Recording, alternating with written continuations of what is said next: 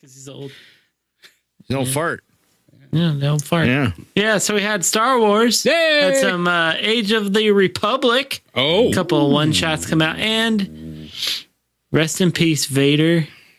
The comic is come to an end. Thank goodness. What? Shut up, Howie. That was the quiet, somber version, I could tell. I know, it was. Yeah. It Yeah, you're was. right. After Yeah, he had given up the ghost.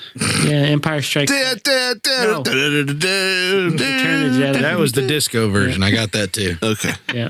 So yeah, Star Wars. So we get a little storyline here, and I don't know how I feel about this. Maybe you guys remember? You guys Scar Squadron? Remember them? Huh? I do. I remember. The stormtrooper with a lightsaber. Yeah. Remember that, Corey? I unfortunately do remember that. Yeah, you do. Well, you thought he was dead. Did I? He ain't. Well, They're Is this 15-8 or 59? I don't know. Oh, 59. bloody 59. fucking hell. 59. All right. Yeah, 58 and 59. Yeah. Ding. Yeah. So they're back. At the end, they kind of make a new appearance because we thought they were all dead. We thought our rebel heroes had killed them, but apparently they are more resilient than we thought.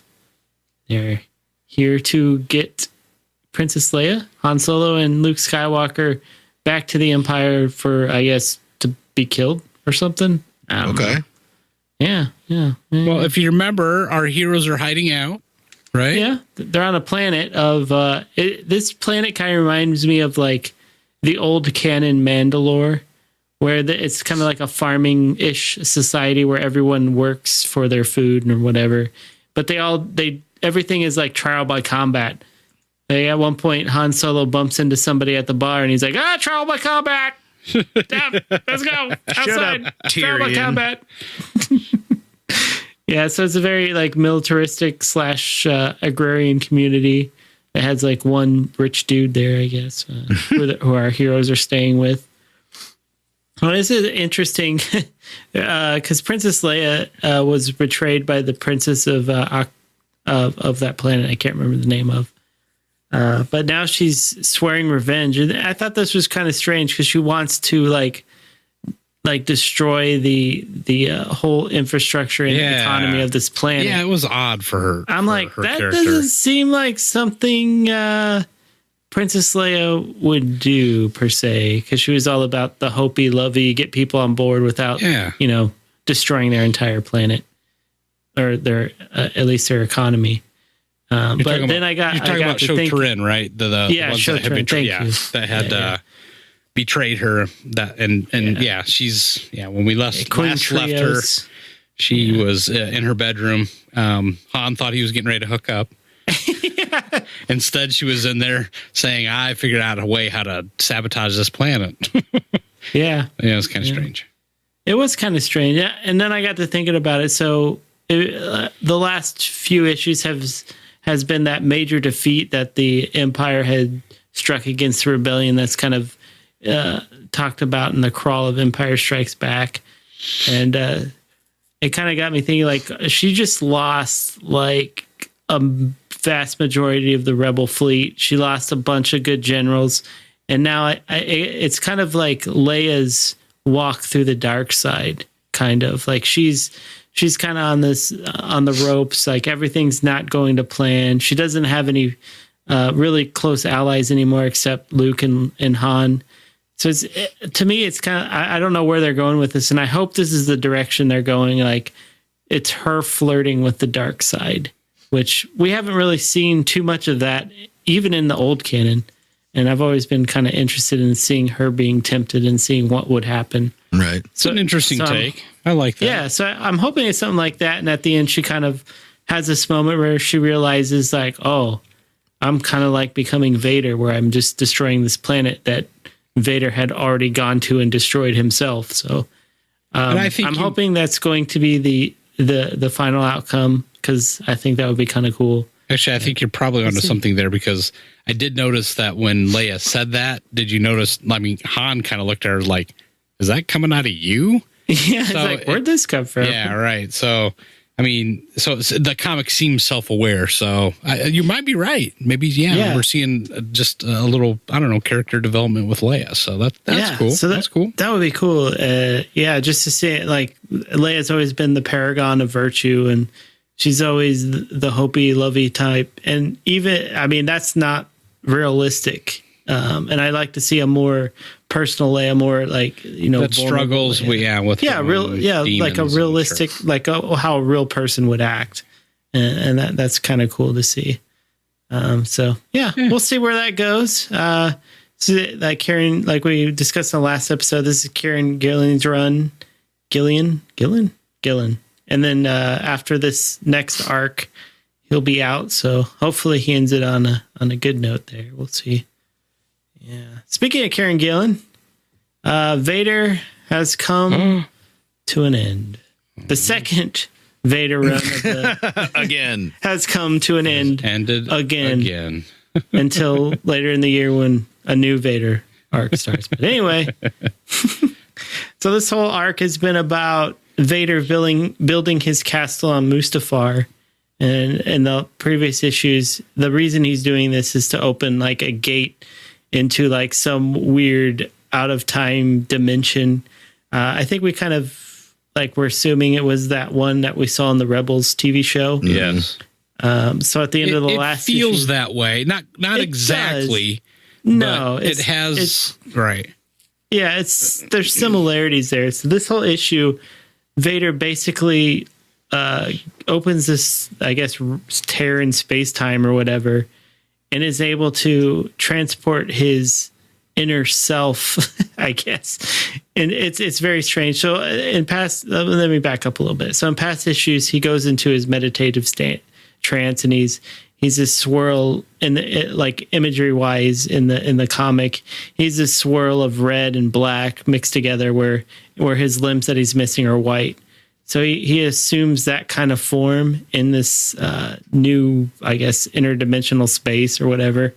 And it kind of walks you through his life. And there's some very intriguing panels in here. Before you get in there, I mean, he literally, when he walks into this, that what Garrick's describing, he literally sheds his Vader suit. Vader body. His Vader body is shed, and he walks out as the spirit version of Anakin. Which I've loved the whole time that they've done this. Oh, yeah. I mean, that's one of the most visually striking things that Star Wars has done, I think, in recent times. I mean, because yes, yeah, it speaks volumes. I mean, it's great.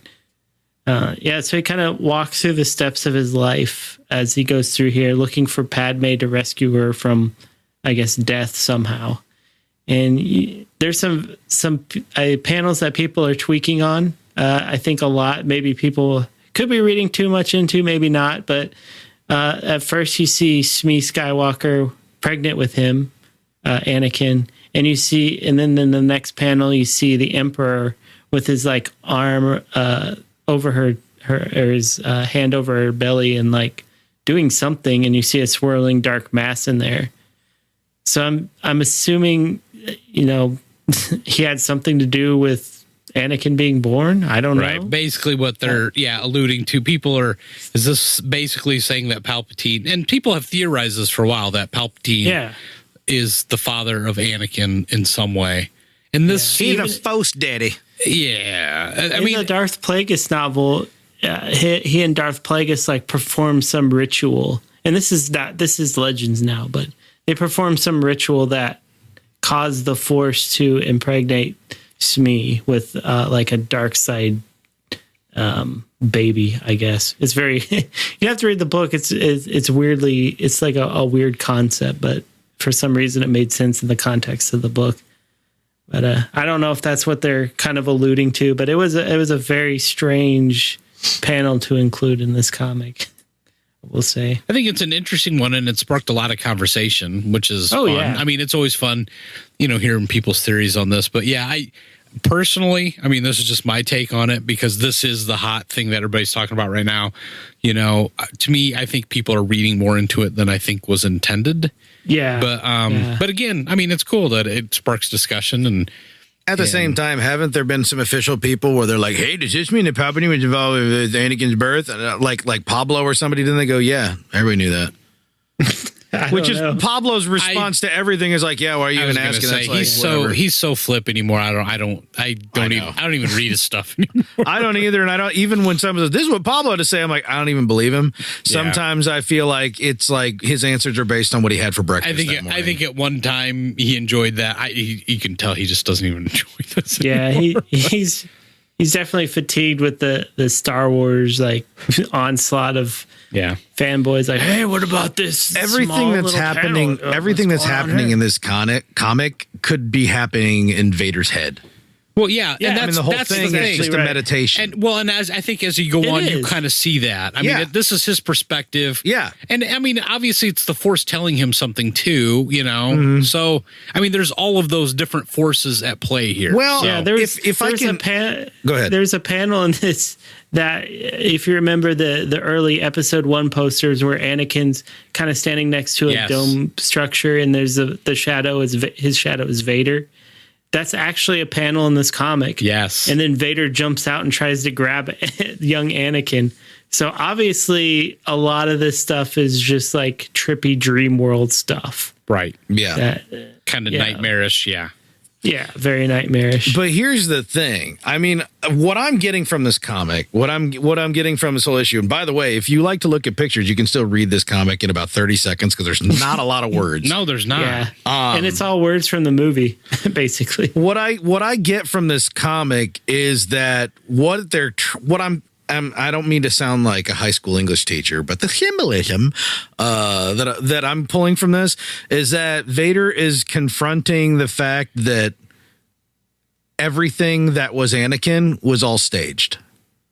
Like his entire fate up until he became Vader and then becoming Vader was staged. It was all like, it was never under his control, essentially, is what he's confronting. And at the end, like, but what that does is it does not quell his hatred. It just makes him split it. If you look, and this has been this way anytime Vader's his meditated save, you scroll through the whole comic. I mean, flip through the whole comic. It's red. Like the predominant color is red whenever he's in these. But if you get to the last few pages, they're blue. And that's when Vader's coming out of his, he's coming out of this like state that he's in. Right. And he's talking to Palpatine. And I think there's symbolism there where Vader is basically, he's acknowledging what has brought him to where he's at. And maybe that this right here is where he turned the page and said, I'm not just going to kill, murder, and be the Emperor's pawn. I now know who I blame for everything, which is the Emperor. Right. So it's that corner where Vader becomes, ready, the balance. And that's why you see on the very last panel, it's half blue, half red. The coloring in the background is half blue, half red. Whereas almost any time throughout this whole series when Vader's been in meditation, it's red. You know what I mean? Or fire and flames. It's half blue and half red and he's standing there. He's still full of rage. He's still full of anger, but now he knows where he wants to focus it. And everything from here forth is going to be all about slowly putting those machinations together to find a way to take his vengeance out on Palpatine. I don't know. Maybe I'm grasping at straws, but I felt like I was pretty plain. Yeah, I think you're right, because this whole art, the whole line, I guess, for all 25 issues, basically it started right after episode 3. Like he's coming off the table. Yeah. That was issue 1. Yep. So this is him. He's still grappling with the death of Padme. Like it's not even been a year, maybe. Mm-hmm. So yeah, I think you're right. He's kind of coming to terms with what he's become, right? By looking at the past. But like while doing that throughout the series, like the Emperor's like, go do this, go do that, you know, go kill Joe Castanu and all that stuff, right? And Vader's just like, okay, you know, and he goes and he does it, and you're like, what? Why? But the whole time they're inserting in these little moments of reflection for him that we really love, right? Mm-hmm. And then here we get to the end, and he has the big final one where he's literally facing all of his personal demons, good and bad. You know what I mean? If you can have good demons, in this case, like facing what he did to who, and he's not dwelling or regretting. He's not converting. He's not flipping. He's just focusing. Yeah. And I like that. To your point, near the end of the comic, he is in this like wasteland, and he sees this giant blue light, and out of it comes a figure that pulls out a blue lightsaber. And I don't know if this is supposed to be his light side or something else. Luke. Yeah, it's Luke. Look at in the fourth panel. He's got the pockets from Bespin, which hasn't even happened yet. Oh, okay. Go ahead and say your piece, but I want to tell you what my take on that panel was. Okay, go ahead. See, my take is like I don't think at this time in this comic he knows Luke is his son. So I think that's the light side of the Force still in him, and he's still not able to overcome it, and it repels him out. Like even though he's been through all this crap and he's seen all this stuff, and he's seen Padme die again in this panel, but in a more horrific manner. I think to me it kind of symbolizes like, yeah, even though he's gone through all this, he still can't overcome the light side inside of himself. And he can't go full Kylo. Yeah, and Luke, yeah, he can't go full. And Luke kind of represents that light inside himself as his son, even though he might not know he's still alive. Who knows?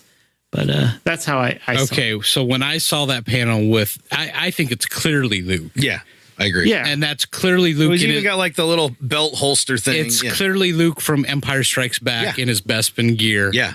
I was like, dude, he's meeting Luke on Dagobah right now. Oh, like isn't that the coolest damn thing? Like in the cave. In the cave. He's meeting him in the cave. Oh, that's way better than what I said. Okay, I didn't think that. I don't necessarily believe that. I want that to be true. I have so goosebumps. Bad. I literally have goosebumps. Look at I know at the thought of that. Like that's that seriously gave me goosebumps because it's like flow walking almost. Yes. At that point. Well, I mean, we know. Well, we know that Vader is in the space between time. You know, right? Or what we believe is that. And we know it is kind of the stance that Luke I mean, you're seeing it ultra close up, but that's oh man, I almost want to get out and do a frame by frame and see if the artist actually drew it that way, because you see him in silhouette twice and then you see him close up with the lit lightsaber. Right. That's awesome. And then you see like Vader is getting struck. You hear there's like you have the lighting of the lightsaber and then the striking down of Vader, who's not holding a lightsaber in spirit form. Right. Dude, I think you might have a really, you might be right. That's insane. I saw that. That's one of the most badass things I've seen in any Star Wars comic ever, if that's the case. And I think almost anything ever in Star Wars. Yeah. Yeah. If they're facing each other through time, oh my God. And so that's even like more to my point about how he wakes up right after that, and now he's more focused. That makes the point I was making even more salient, like even more like, oh, now he knows there's something out there to go for. Well, and think about it. I mean, think of the poetry here too. Luke is facing the dark side there, and Anakin is facing the light. I mean, it's just Mike. Oh, Mike. Quit trying to make me like Shakespeare. Joking. I love Shakespeare, but still. This is like temporal Shakespeare. It's awesome. Yeah. Oh my gosh. I'd never, because there's not temporal other than the silhouette stance in the outfit that the silhouette is wearing. Yes. There's no other imagery to make you think of Dagobah or anything. There's no swamp. There's no lizards. There's no holes. Like, you've really got to be looking for that to figure that out, Mike. Well, again, the thing that did it for me was that it's clearly Luke in his Bespin garb in that stance. Yeah. So, and the Bespin garb is what he was wearing when he puts his jacket on, and he puts his blaster holster on, which he's wearing in this. If you know that is Luke, and you pretty won't sure need those. Yeah, your weapons, you will not need them. Only what you take with you. Yeah, I like how Luke looks back and goes, "Yeah, okay." One of my favorite looks. We'll see about that. Yeah, all right, Greenie. There's a couple greenies in a panel few above here. But just even his meeting Padme again and the way she dies, and I don't know, this whole comic is just very powerful and just really puts you in inside the mind of Anakin, at this point in his life. And I I love this comic. I love how it wrapped. I loved how, I mean, they set this up almost from the beginning. I mean, we saw the meditative Vader, like, I don't know, 2 or 3 issues in, right? So this has been a long arc. I mean, this is a great payoff to me to get to this point. I mean, it's pretty amazing. Wow. Yeah. So it's sad to see it go. That's a high note, though. Yeah, it is. So has it been official that there's multiples of Yoda race?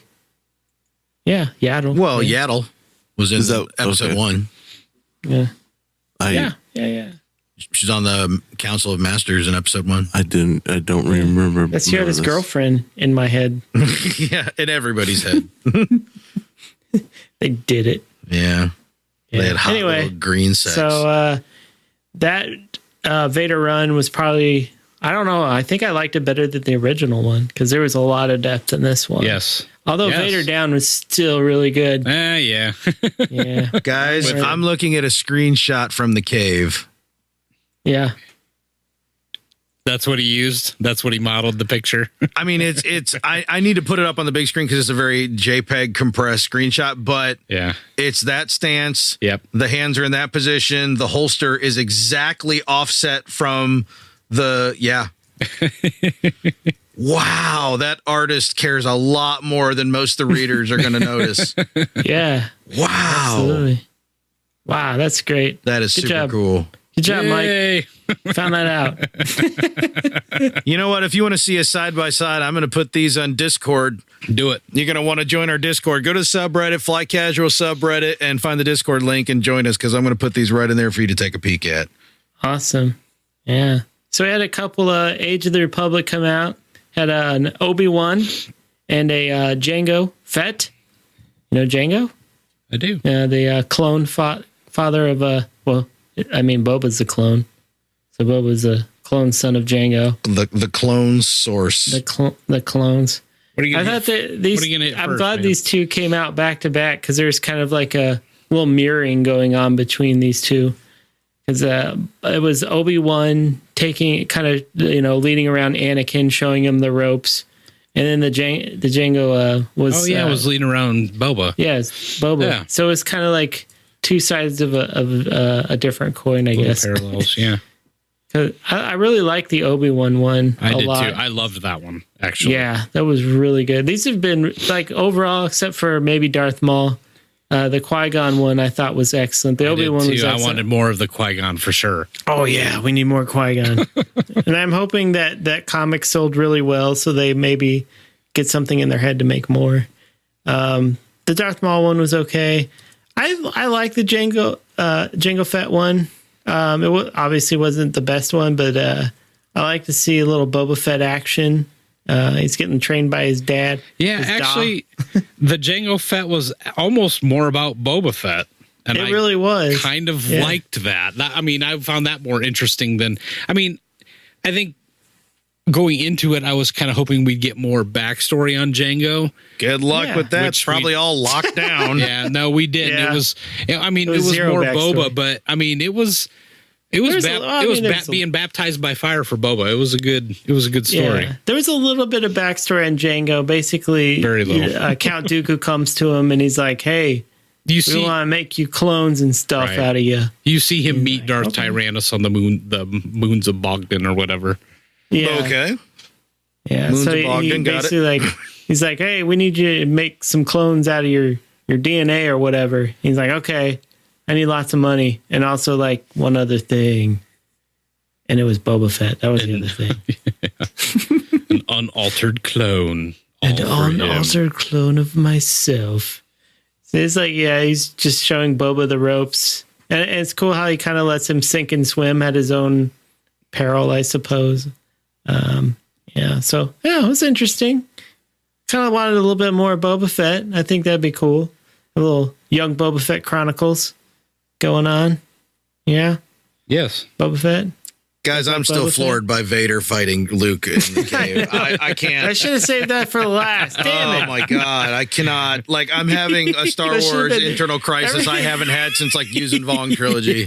Everything after that is just like bull crap. It's just like crap. Oh my gosh. Nothing in the movies has come even close to that in the last. Yeah. So those comics, how that 25 issue run is worth owning. I mean, it really is. Even if you're a collector, even if you're like marginally like comics, if you really want to like go get the trade paperback, one comic, read the 25 issue of version 2 of Darth Vader. Right. So it's really good. Very well worth it. It's a great addition to the new canon. Yeah. So I want to scream this at the internet, but I don't want to spoil it either. Well, it came out like it's been out 2 for a weeks while, ago. man. Yeah, but I still feel like people are going to miss it. Like that's the thing. I don't think people are going to pick up on it necessarily. I haven't heard it's already been spoiled on the internet a lot. I mean, not that particular section. Not that angle. Mostly people are tweaking about Emperor embracing. Well, yeah, I saw. Yeah, that was everywhere, and I still think that's a little out of hand. Yeah, I think that's a stretch. There's a later panel I forgot to mention where Anakin, young Anakin wakes up from a nightmare, and Shmi is comforting him. And in one panel, you see her arm, and it has that same gauntlet that the Emperor was wearing in the earlier panel. So, yeah, who knows? There's a lot of interesting imagery in here, and I think that it's right to. This was Kieran Gillen that wrote this, right? We need to hop on Twitter and DM him. Yeah, like, hey man, don't quit, man. Well, no, we need to ask him, dude. I'm making the image right now. I'm seeing in something. Photoshop right now. I see something, and I just want it straight from the horse's mouth. Is this what you intended? Yeah, you might not want to ask the question. You might just want to leave it. Well, he might not know. I think is he the writer or the artist? He's the writer, right? Yeah, he's a writer. I'd like to think that intention would be part of the writing. Well, yeah, I mean that's where the direction comes from. The artist just takes the writer's vision and who'd you say wrote it? Illustrates it. Kieran Gillen. I think. Charles Soule. Oh, it's Charles Soule. Okay, never mind. Oh, yeah, he's on Twitter. He says a lot.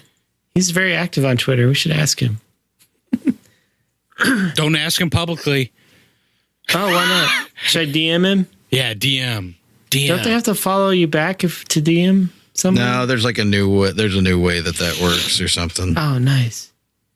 Okay. Yeah, Charles Soule. He used to write Daredevil. He's a cool guy. Yes. Yeah. So, yeah, that's all I got for comics. Check it out. Get Vader. And some of the other ones, if you want. The Age of the Republic stuff is good. Yeah, so I'm liking it. Do they print these out in a book for all the paperback? Trade paperback? There will be a trade paperback at some point. Yeah, I don't know if they'll take all these mini this stories. would be one of the ones I'd want to. They would probably eventually make it. They of the Age of the Republic make an omnibus. No, of the Vader. The Vader. Yeah, they'll definitely do the Vaders. They usually put. I mean, on a 25 issue run, what would you say? Like 2 or 3 trade paperbacks, Garrick? 2 or 3, and hopefully an omnibus at the end. Yeah, I'd rather have the omnibus. Yeah, that's what I would rather have.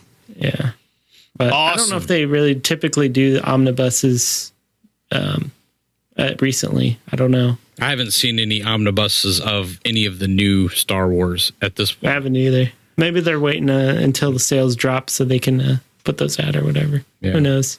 Awesome. Yeah. Well, someone stick Porkins' kid.